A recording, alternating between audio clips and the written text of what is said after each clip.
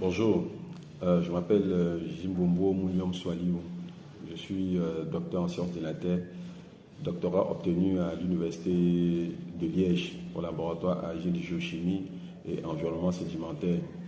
J'ai fait ma thèse sous l'encadrement du professeur Nathalie Fagel et du professeur Yonge Fouateros de l'Université de Yaoundé 1.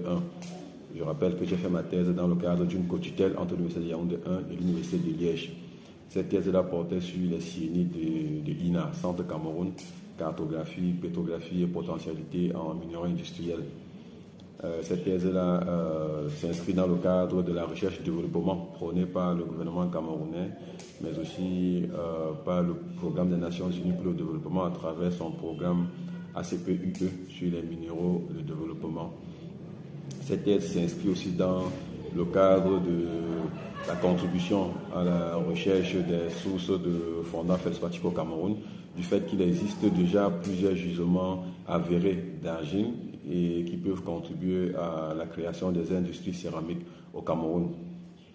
De ce travail, plusieurs conclusions ont été tirées, notamment du fait que les cyanides de l'INA affleurent au sein d'un batelier de plusieurs centaines de kilomètres carrés de superficie, avec plusieurs faciès pétrographiques, notamment le faciès guano-porphyroïde majoritaire et qui est le plus recherché.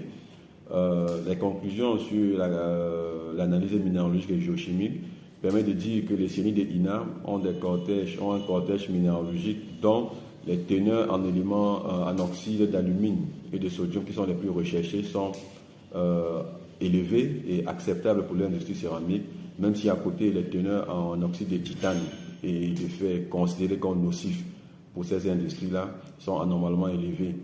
Et pour pallier à cette teneur élevée, nous avons procédé à la séparation minéralogique par la méthode de la flottation et la séparation magnétique. Les résultats obtenus nous montrent que le concentré de feldspath final a une teneur acceptable en oxyde de fer et de titane. Et nous avons pu vérifier cela à travers des essais céramiques que nous avons réalisé en mélangeant un peu de poudre de feldspath et d'argile. Alors, pour ce qui est de l'importance de cette bourse, je vais dire que sans cette bourse-là, je ne serais pas docteur aujourd'hui. Parce que lorsque j'étais au Cameroun, je n'avais pas de travail. J'étais un étudiant sans soutien financier et avec très peu de collaboration à travers le monde ou dans les laboratoires en Europe.